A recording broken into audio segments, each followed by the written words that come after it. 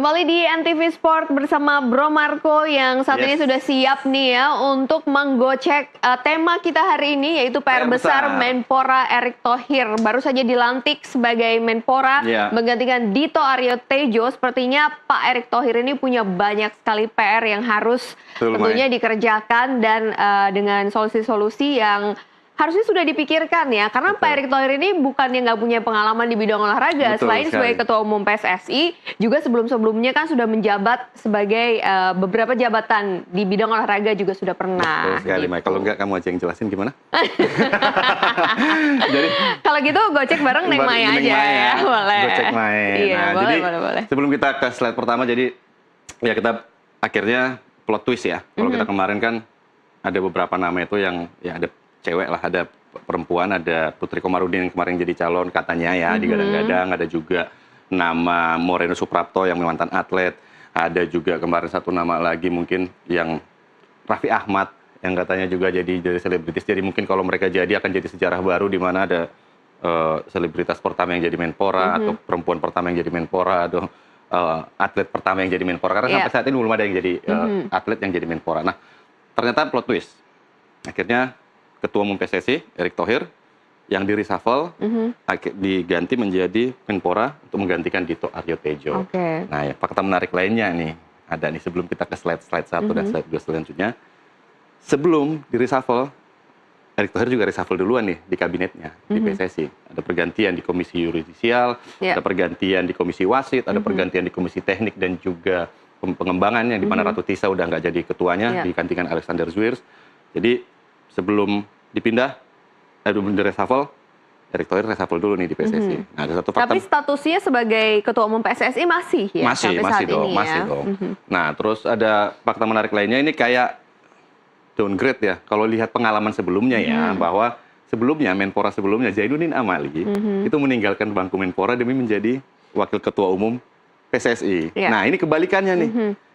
Dari Ketua Umum dipindahkan ke Menpora. Jadi mana nih sebenarnya lebih tinggi, PSSI atau Menpora sebenarnya? Oh, oke. Itu menjadi pertanyaan besar begitu ya? Ya sebenarnya guyon aja sih sebenarnya. Jadi kayak rocker, kayak kalau main catur pindah tempat doang nih. Yang satu dari Menpora ke PSSI, yang dari sekarang dari PSSI ke Menpora. Tapi sepertinya nggak menjadi masalah, karena Presiden FIFA juga sudah memberikan ucapan selamat. Yang kalau misalnya mau dipermasalahkan, kayaknya presidennya juga sudah besti juga ya sama Pak Ete kan. Betul. Jadi sebenarnya kan yang jadi pertanyaan kan bahwa sebenarnya kalau reshuffle itu kan prerogatifnya presiden tentunya ya. Dan untuk apakah ada faktor politik di balik itu, ya biarkanlah teman-teman di Des Politik yang membahasnya. Nah, kita di Des Olahraga membahas kompetensinya. Cocok nggak nih Erick di Menpora? Pertanyaannya kan adalah, cocok nggak sih Erick? Kompeten nggak sih di Menpora? Nah, ini pengalamannya nih ya. Yang kita lihat sebenarnya. Kita lihat pengalamannya bahwa nama Erick Thohir itu sebenarnya bukan cuma ada di Ketua Umum PSSI gitu. Oke lah, selama ini identik dengan sepak bola ya, bahwa Ketua Umum PSSI, terus juga dia pernah miliki klub juga, Oxford United, ada Inter Milan ini yang terbesar tentunya Serie A, terus ada DC United. Akrab dengan sepak bola, yes. Tapi apakah cuma sepak bola? Enggak. Dia pernah Ketua Perbasi, ini kurang I, yes, Perbasi tahun 2004 sampai 2006, basket. Dia juga Ketua Perbasi atau Persatuan Basket Asia Tenggara 2006-2019. Dan yang paling menarik adalah ini, Mai. Ketua Umum KOI 2015-2019. Artinya apa? Dia pernah menangani multi cabang gitu, bukan cuma sepak bola. 2015 sampai 2019 pernah di Ketua Umum KOI yang menangani banyak cabang olahraga, bukan hanya sepak bola. Dan saat itu kita kalau nggak salah pernah menggelar Asian Games yang 2018 Jakarta Palembang yang sukses, baik dari penyelenggaraan maupun dari prestasi. Nah, dengan model-model yang seperti ini, dan ini juga pernah miliki ini ya, klub basket 2 Satria Muda dan juga Philadelphia Sixers di NBA. Jadi artinya pengalamannya banyak lah di dunia olahraga, nggak cuma sepak bola. Kompetensinya udah boleh dikatakan ya mumpuni gitu sebenarnya untuk menjadi Menpora, karena memang udah pernah nangani multi cabang, sudah pernah punya pengalaman di internasional. Dan kalau dari track record ini aku pikir sebenarnya cocok ya maksudnya untuk jadi Menpora. Tinggal memang di kepemudaan, mungkin kepemudaan tidak terlalu terdengar. Hanya saja untuk di olahraga nggak ada masalah sebenarnya bagi Erick Thohir untuk bisa menggantikan peran Dito Aryo Tejo di Kementerian Olahraga. Ya, dan ini juga kalau banyak pertanyaan dari netizen juga, apakah dia layak atau enggak? Dan juga pertanyaannya adalah, apakah nanti sebagai ketua umum PSSI dia akan lebih menganak emaskan cabang olahraga sepak bola saja dibandingkan cabang olahraga lain? Ini adalah fakta-fakta menarik yang bisa kita jadikan satu sampel bahwa pengalaman Pak Erick Thohir sudah berbicara begitu ya. Semoga saja di rencana kerja berikutnya tidak hanya nggak ada yang dianak emaskan fokus pada sepak bola saja. Jadi, begitu. Ada hal menarik sebenarnya ketika Erick Thohir terpilih sebagai ketua umum PSSI ya, kalau saat itu menjadi Menteri BUMN. Dimana kalau kita tahu bahwa berbagai produk dari maksudnya perusahaan BUMN itu jadi akhirnya jadi sponsor untuk kegiatan sepak bola. Salah satunya tentu saja yang saat ini menjadi sponsor utama dari Indonesia Super League. Lalu ada sponsor utama juga Championship dan juga Liga 3. Semuanya itu BUMN. Nah ini tentu diharapkan nanti bisa menjalar ke cabur-cabur lain. Cabur lain, betul. Atletik, terus juga badminton juga panjat mungkin ya. Panjat tebing juga kan ya. Nah, untuk slide kedua, apa pertanyaan selanjutnya adalah selain kompetensi, tentu saja bisa nggak sih rangkap jabatan? Kan itu kan pertanyaannya kan. Apakah bisa sebagai ketua umum PSSI merangkap sebagai Menpora? Sebelumnya sudah pernah belum ini terjadi atau memang ada aturan tertentu atau undang-undang tertentu bahkan yang mengatur ini? Nah, sebenarnya kalau di statuta FIFA ya, tidak diatur mengenai rangkap jabatan. Yang diatur itu adalah mengenai independensi sebuah organisasi atau anggotanya. Dalam artian ada di pasal 14, 15, dan 17 atau enggak 19 kalau nggak salah ya. Itu terkait dengan masalah pemilihan ketua umum atau pemilihan dalam sebuah organisasi atau anggota federasi FIFA. Di mana tidak boleh ada intervensi pemerintah di sana. Dan Indonesia pernah mengalami itu ketika 2015, ketika Menpora Imam Nahrawi membekukan atau tidak mengakui kepengurusan PSSI, nah Indonesia di-ban saat itu, dihukum selama 2 tahun. Nah, jadi dia tidak secara eksplisit menjelaskan mengenai rangkap jabatan itu. Jadi nggak ada aturan yang tertulis yang memang saklek atau maksudnya serta-merta menyatakan bahwa tidak boleh rangkap jabatan pemerintah dan juga ketua umum PSSI itu nggak ada. Walaupun kemarin Erick Thohir nih menyampaikan bahwa keputusan itu akan diserahkan kepada Presiden FIFA. Saya juga agak bingung sebenarnya dengan pernyataan Erick Thohir mengatakan diserahkan kepada ketua umum FIFA menentukan apakah masih bisa di PSSI, ketua umum PSSI, atau harus melepas salah satu jabatannya. Karena memang secara statuta tidak ada yang mengatur bahwa ketua umum PSSI itu tidak boleh merangkap sebagai pejabat pemerintahan seperti Menpora atau menteri-menteri lainnya, nggak ada, tidak ditatur sedemikian rupa. Nah, kalau kita lihat contohnya di sini ada beberapa sosok yang memang punya rangkap jabatan, ketua umum Federasi Sepak Bola dan juga sebagai menteri boleh dikatakan. Dan kalau di Qatar kita lihat ada Hamad bin Khalifah bin Ahmed Al Thani ini presiden Federasi Sepak Bola Qatar tahun 2005 sampai 2023. Nah, saat sekarang dia sudah definitif menjadi Menpora atau Menteri Pemuda dan Olahraga di Qatar sejak 2024. Nah, sebelumnya dia pelaksana tugas. Jadi dia baru dikukuhkan lah di tahun 2004 menjadi Menpora, tapi sebelumnya dia menjadi PLT Menpora. Jadi saat menjadi PLT Menpora dia juga menjabat sebagai Ketua Federasi Sepak Bola Qatar. Artinya apa? Tidak ada larangan dari FIFA. Kalau memang melanggar statuta pasti akan dihukum lah, maksudnya dikasih disanksi atau diminta untuk mundur dari salah satu jabatannya. Nah, yang kedua adalah Fauzi Lekza. Nah, ini Maroko. Nah, dia presiden Federasi Sepak Bola Maroko tahun 2014 sampai sekarang. Nah, memang bukan Menpora ya, dia Menteri Ekonomi dan Keuangan tahun 2021 sampai sekarang. Dan masih menjabat, dua jabatan ini masih dipegang sama Fauzi. Dan catatan terbaiknya adalah lolos Piala Dunia 2018 dan 2026. Jadi nggak ada larangan dan tidak ada kekhawatiran bahwa ketika rangkap jabatan akan menghancurkan prestasi atau segala macam, atau mungkin tidak fokus dalam pekerjaan. Bisa aja karena beberapa negara bisa melakukan itu gitu loh. Lalu yang terakhir tentu saja ada Vitaly Mutko dari Rusia yang saat ini masih di-ban di negaranya, tapi bukan karena kepengurusan, karena peperangan. Nah, dia 2015 sampai 2018 dan Menpora 2012 sampai 2016. Jadi artinya dia rangkap jabatan. Nggak ada masalah untuk dari statuta FIFA. Lalu bagaimana dengan statuta PSSI? Tentunya itu yang jadi pertanyaan juga kan. FIFA aman nih, PSSI aman nggak? Nah, sama juga.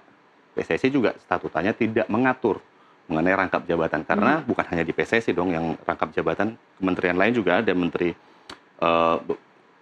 Luhut kalau nggak salah, Menko Marves saat itu. Nah, dia juga menjabat sebagai ketua PASI. Terus ada Airlangga juga, dia juga menjabat sebagai ketua IPSI kalau nggak salah ya. Jadi ada beberapa menteri yang juga memang menjabat sebagai ketua pengurus besar atau ketua PB lah. Dalam hal ini kalau sepak bola kan PSSI ya. Nah, jadi nggak ada aturan di statuta FIFA. Sebenarnya statuta FIFA maupun statuta PSSI yang melarang untuk rangkap jabatan. Yang perlu dihindari sebenarnya adalah konflik of interest-nya, konflik kepentingannya. Tadi yang Mai sampaikan itu bahwa apakah akan ada anak emas nih nanti di sini seperti itu. Iya. Nah, itu memang yang harus dijaga oleh Erick Thohir sebagai Menpora. Tapi jangan lupa juga ada Komisi 10 DPR kalau nggak salah ya, yang akan mengawasi juga gitu, yang akan memberikan peringatan juga kalau ternyata ada keberpihakan dari Bapak Erick Thohir kepada satu cabang olahraga. Jadi sebenarnya lebih ke arah etik sih sebenarnya ya, bukan ke arah undang-undang, bukan ke arah aturan. Karena undang-undang SKN Sistem Olahraga Nasional juga itu nggak mengatur juga, tidak melarang pejabat publik itu menjadi ketua PB. Yang dilarang itu adalah pejabat publik menjadi ketua KONI. Ya. Nah, kalau untuk menjadi ketua PB nggak ada masalah, karena memang sudah terjadi juga beberapa menteri juga menjadi ketua federasi seperti itu. Nah, jadi tadi pertama kita bilang bahwa kompetensinya ada, yang kedua tidak melanggar aturan. Nah, yang ketiga adalah bahwa kita lihat sebenarnya tantangan sebenarnya yang harus dihadapi oleh Erick Thohir nanti sebagai Menpora yang baru itu nggak sedikit gitu. Bahwa kita lihat dia juga hanya memikirkan lagi satu cabang olahraga nih, berarti dia harus memikirkan banyak cabur. Betul. Dan ada sekitar 70 cabang olahraga kalau nggak salah di Indonesia selain sepak bola. Nah, agenda-agenda terdekat tentunya yang harus diperhatikan ada round 4. Kualifikasi Piala Ini yang Dunia. sebenarnya kita khawatirkan karena konsentrasinya terpecah gitu. Karena memang nggak bisa lagi fokus dalam satu cabur saja. Tapi tentu ya Erick Thohir tentu udah punya mekanisme yang harus dijalani lah. Nah, ini ada round 4 kualifikasi Piala Dunia 2026. Ini sangat ditunggu-tunggu, Mai. Pasti udah paham lah ya bahwa ini Indonesia akan berhadapan dengan Arab Saudi dan Irak. Nah, yang jadi permasalahan baru-baru ini sebelum di reshuffle nih jadi Menpora, Erick sempat juga ngeluh lagi nih kemarin Pak Erick bahwa ada upaya mencurangin Indonesia juga nih. Selain dari tuan rumah, dari jadwal. Nah, sekarang wasit. Ada lagi nih. Oh iya benar, wasitnya dari region Arab juga gitu. Nah, tadi sama kuota penonton juga ya, supporter juga ya, hanya 80% katanya. Benar. 8%, sorry. 8%. Jauh ya. 80. Kurang beda nolnya, nggak apa-apa, dimaafkan. Nah, yang menarik tadi barusan nggak lama lah sebelum kita siaran sudah ditunjuk nih wasit-wasit yang akan memimpin pertandingan Indonesia melawan Arab Saudi. Yang ditunjuk wasitnya dari? Tetap dari Kuwait. Tetap. Jadi udah protes nih. Wah. Nah, ini sebenarnya yang menjadi tugas juga bagi Erick Thohir ya setelah dia menjabat sebagai Menpora. Apakah daya lobbynya, apakah daya protesnya akan lebih kuat? Tapi sebenarnya bukan di sana sih. Kita itu sebenarnya nggak punya orang di AFC ya. Jadi harusnya ada perwakilan lah, sehingga kita bisa mantau nih pergerakan di AFC. Nah itu dari Kuwait. Untungnya yang berikutnya lawan Irak, wasitnya dari Cina. Jadi ada satu nih yang dari satu region, dan ini setelah Indonesia protes kayaknya nggak terlalu digubris lah.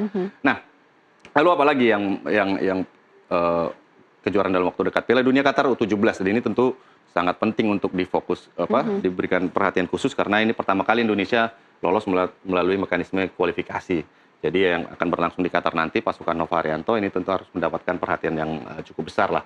Dan kita ke cabur lain. Cabur lain, ini andalanmu, MotoGP. Andalan saya, kampung halaman saya, Mandalika. Yes, Mandalika ya. Ini ya. dia MotoGP Mandalika tanggal 3 Oktober ya, sampai 5. Ya. Nah ini tentu sangat agenda krusial penting yang boleh ya. dikatakan dalam waktu dekat. Karena apa? Karena memang kalau nggak salah ya, ini kayaknya tahun ini jadi musim terakhir Mandalika, kontrak terakhir untuk menjadi tuan rumah, walaupun sudah masuk kalender di 2026.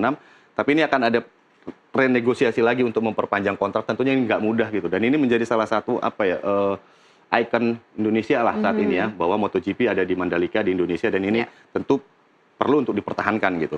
Walaupun kita nggak main ya di sana ya di MotoGP, walaupun mainnya mungkin di Moto2 atau Moto3. Nah, ada lagi kejuaraan dunia senam yang akan berlangsung 19 sampai 25 Oktober. Nah, ini tentu butuh perhatian lebih lah karena memang membawa nama Indonesia di pentas dunia. Lalu ada ini yang paling agenda rutin lah. Ini agenda rutin SEA Games 2025 di mana Indonesia juga akan tampil di sana, dan Indonesia apakah bisa lebih baik dari SEA Games sebelumnya di mana kita hanya berada di peringkat 3, dan ini tentu akan menjadi PR besar bagi Menpora baru yakni Erick Thohir. Di luar yang tadi kepemudaan tentunya. Yes, kalau begitu tentunya kita harapkan kinerja dari Pak Erick Thohir tidak hanya di PSSI yang mentereng, tapi juga sebagai Menpora baru ya. Terima kasih Bro Marco sudah menemani kita, dan pemirsa nggak terasa juga nih ya, kita sudah sampai di penghujung NTV Sport hari ini. Tapi jangan kemana-mana dulu karena Neng Gati akan bergabung bersama kita. Bergeser. Selamat malam Bro Marco dan juga selamat malam, baru ini ketemu Neng Gati di sini. Jarang-jarang kita satu layar bertiga. Jarang-jarang bertiga. Ada berita seru apa hari ini? Ini dia pemirsanya Bro Marco, ini jangan kemana-mana dulu, jangan tidur dulu karena NTV Tonight akan hadir dengan berita salah satunya ini Polda Metro Jaya berhasil temukan pendemo yang dikabarkan hilang pasca waktu kemarin itu kerusuhan demonstrasi pada akhir Agustus lalu. Nanti ketemunya di mana? Nanti update-nya di NTV Tonight. Oke, jangan kemana-mana ya pemirsa, dan terima kasih sudah menyaksikan NTV Sport. Jaga selalu kesehatan Anda dan junjung tinggi sportivitas. Saya Anita Mai mewakili semua yang bertugas hari ini mengucapkan terima kasih, selamat malam dan salam olahraga.